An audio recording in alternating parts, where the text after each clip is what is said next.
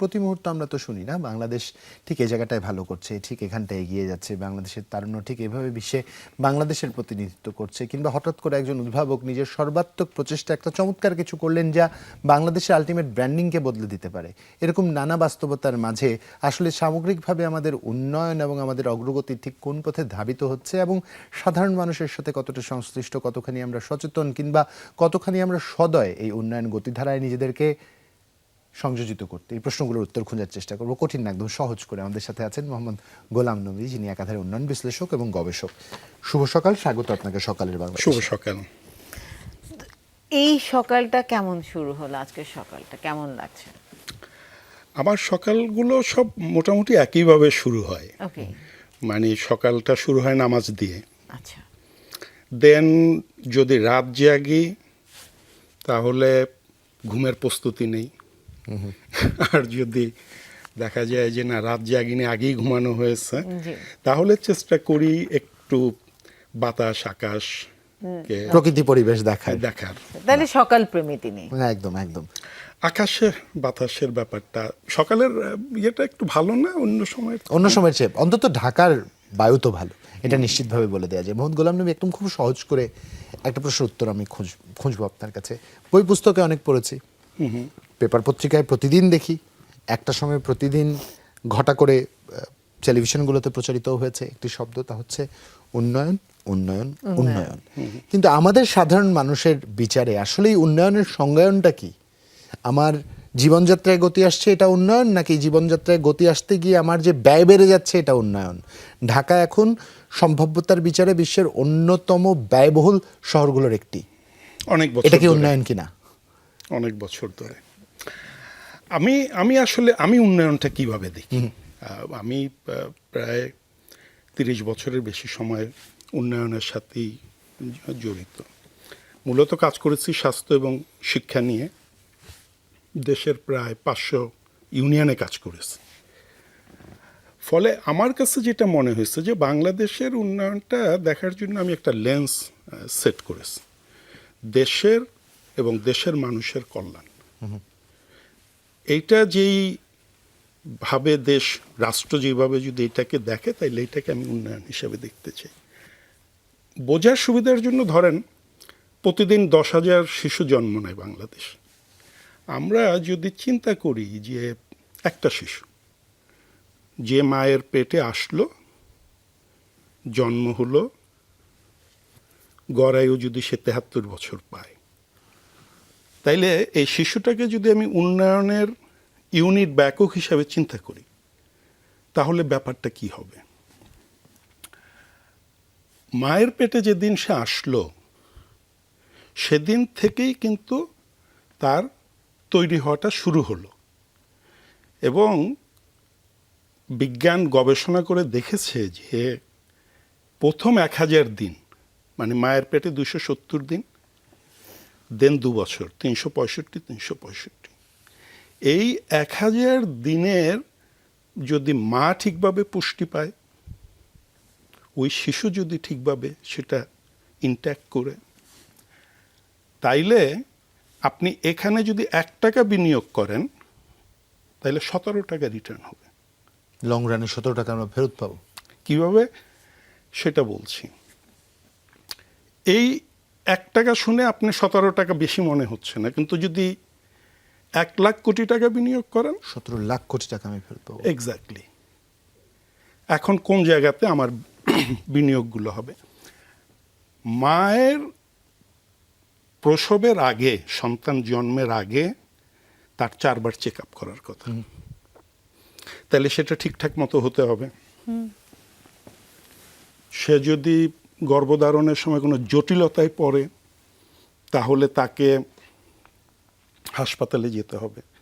এবং আমরা সবসময় বলছি যে হসপিটাল ডেলিভারি বাড়ানোর জন্য, আর যদি বাড়িতে ডেলিভারি করেন তাহলে আপনাকে যেটা করতে হবে দক্ষ এবং প্রশিক্ষিত ধাত্রী দিয়ে ডেলিভারিটা করতে হবে।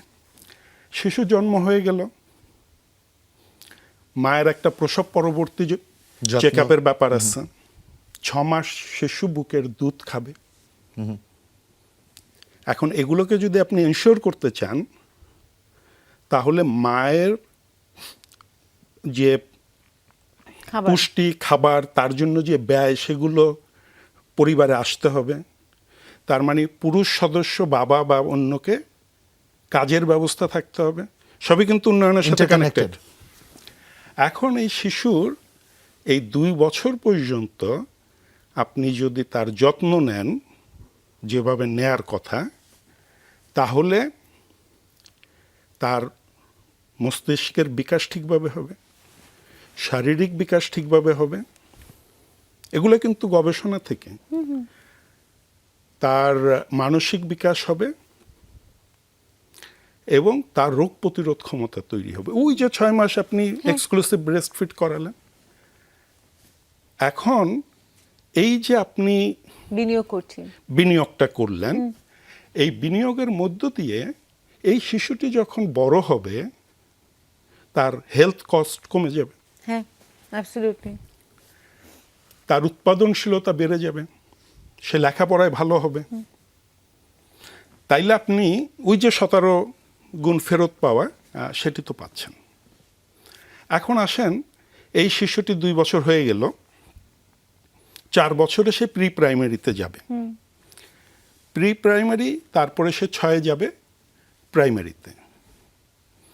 এখানে রাষ্ট্র কি বিনিয়োগ করছে? শিক্ষাতে।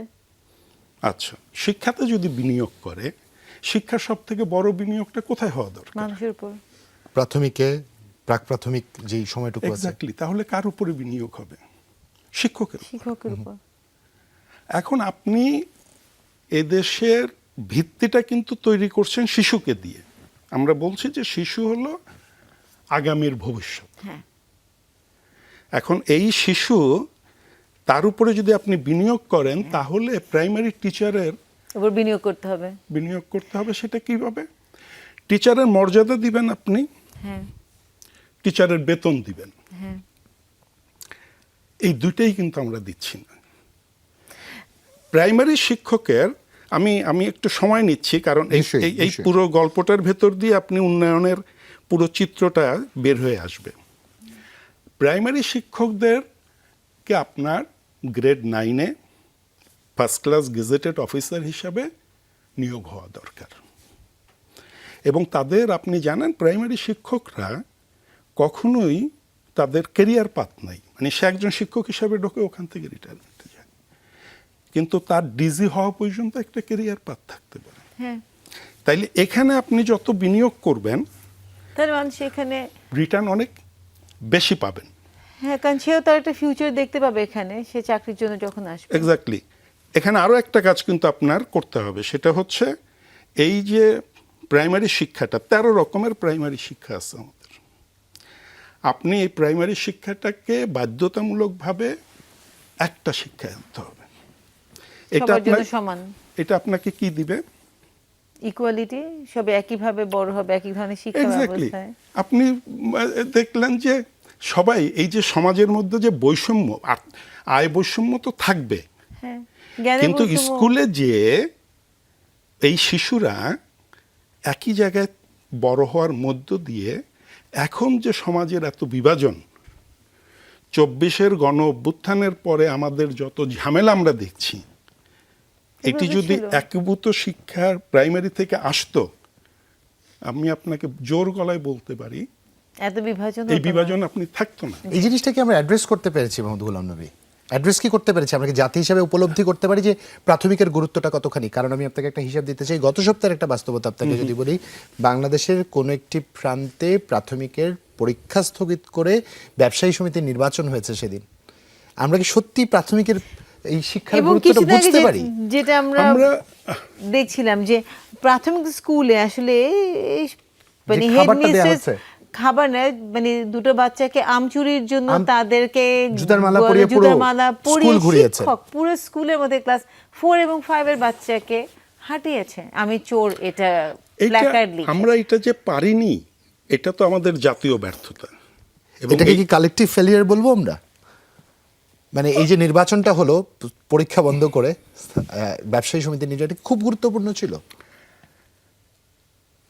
এখানে আপনাকে কয়েকভাবে ব্যাপারটা দেখতে হবে। আপনার আমাদের এই ছোট দেশের আপনি যদি বলেন যে পুরো দেশটা এত ছোট, এটা বোধহয় একটা মানে সব জায়গায় একই রকম, ব্যাপারটা কিন্তু তা না। ফলে আপনি খুব কাছাকাছি কিশোরগঞ্জের সাথে আপনি হয়তো সুনামগঞ্জের কিছু তফাৎ খুঁজে পাবেন। তাইলে ওই লোকালিটিতে কিভাবে ব্যাপারটাকে হ্যান্ডেল করা হচ্ছে ওইটাও কিন্তু আপনাকে দেখতে হবে। কিন্তু আমি একটু আমার আগের আলোচনায় ফিরে যেতে চাই, কারণ আমি তো 73 বছর তাকে একটা বয়স সেট করেছি, আমাকে ওই পর্যন্ত যেতে হবে। কিন্তু আমি খুব মানে ডিটেইলে যাব না, এরপরে আমি জাম্প করে করে চলে যাব।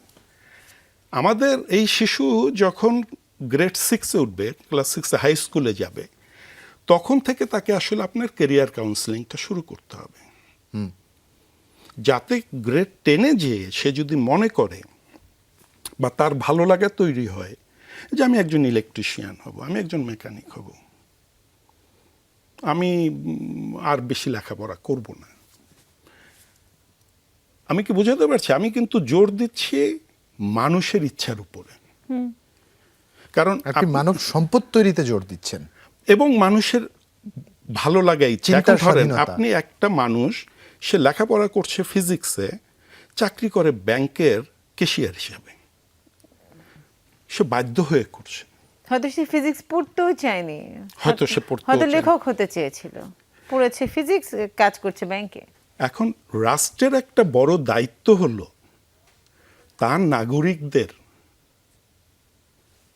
এই যে চাওয়া পাওয়া এটা বোঝা এবং সেই অনুযায়ী তাকে প্রস্তুত করা। আমরা ডেমোগ্রাফিক ডিভিডেন্ড যেই শব্দটা 2000 সাল থেকে শুনে এসছি, 2040-এ শেষ হবে। এই মুহূর্তে দেশের 65% তরুণ মানুষ কর্মক্ষম এবং তরুণ তরুণ একটু কম।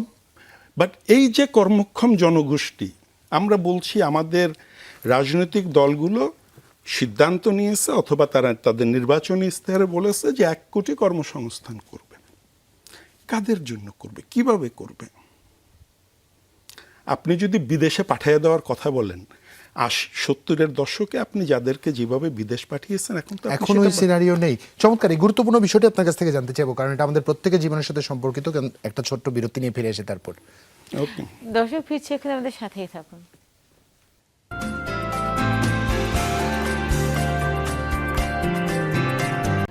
বিরতিপর সকালে বাংলাদেশ, আপনাদের সবাইকে স্বাগত। রুনি আছে, আমি জুবাইরও আছি। যে প্রসঙ্গে ছিলেন, খালি ছোট একটা প্রশ্ন, যদি আমরা গড়পড়তা 10% হিসাব করি, ট্যাক্স দেই, উন্নত বিশ্ব 30% দেয়, যাদের চিকিৎসা একদমই ফ্রি, সেই বিবেচনায় 1/3 চিকিৎসা তো আমার ফ্রি হওয়ার কথা ছিল, বরঞ্চ এদেশে তো কিছু ক্ষেত্রে ব্যয় অনেক বেশি।